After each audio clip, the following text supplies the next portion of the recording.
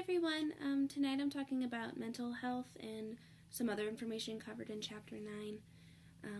First off, I'm at my grandma's house, so that's why I'm surrounded by teddy bears.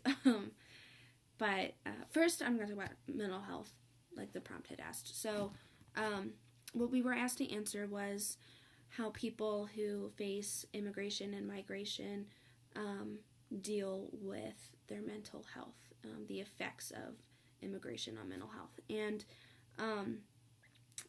mental health is important to grasp because the way that we handle our stress can either help us or hinder us. And when we don't deal with stress right away, it can accumulate and turn into depression fairly easily. And in instances of people who have to leave their homes due to persecution, ethnic or religious persecution, or just being in a war-torn country, and they leave for a safer area, it's stressful, but in the sense of a physical stressor. And I mean, it's mental too, because you're leaving your home and you're leaving your family and you're leaving everything you've ever known, especially in the case of children too, to understand what's going on and why they have to suddenly leave. But when I say it's physical, it's manifesting in physical ways called it's somatic, as mentioned in our book on page 259. You can have physical side effects from depression and anxiety, such as lack of sleep, lack of or loss of appetite, migraines, muscle aches and pains, stomach issues can result from that, and not dealing with your mental health, especially for people who are on the run or in need of a new home, obviously they can't go get medicine or go see a therapist or a psychiatrist for their issues, because their priority is to find somewhere safe to stay and to live. So those are important things to think of. And I didn't realize what the term essentism is, and I could put a face to the name, and I can come up with instances of where I've seen this, but I didn't know the name of the term. So essentism is when you deny medical help because of your religious beliefs. You believe that the spiritual value outweighs your physical wellness, and I think one of the first examples that come to my mind is Scientology.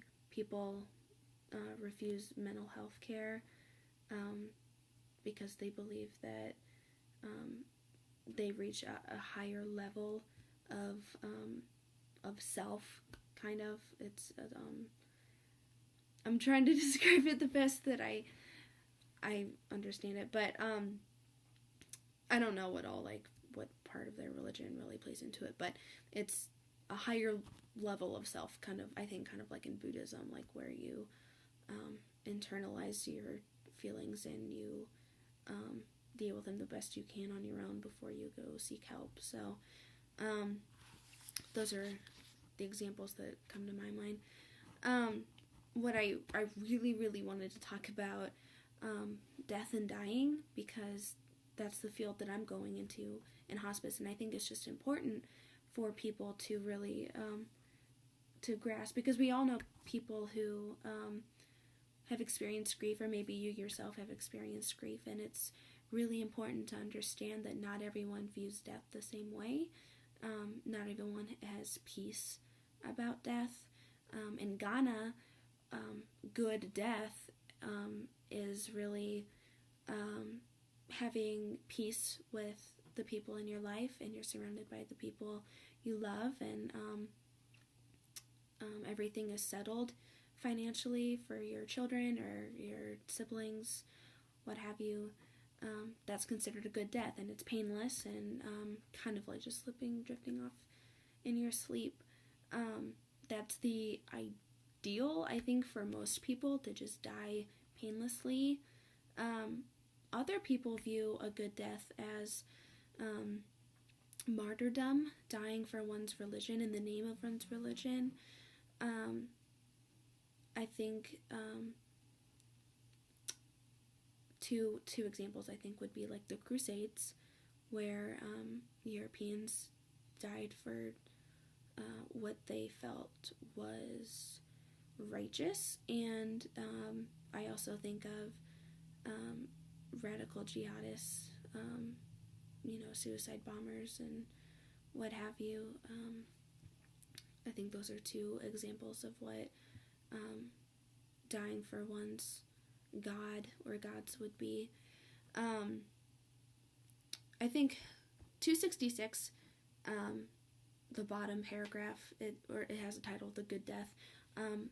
If you all haven't read that, I would really encourage you to, and if you have read it, I would really encourage you to read it again.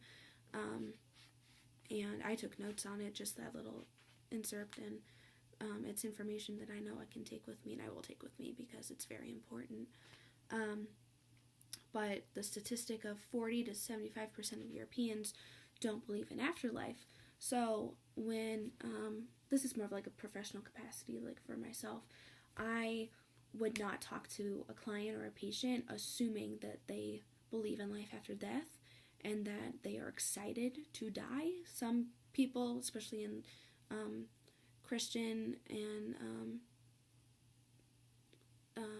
Jewish beliefs, and even people who practice Islam, have an excitement for death, especially if they're in pain, to be pain-free, because they believe in paradise after death, and they believe that they'll live forever without pain in heaven.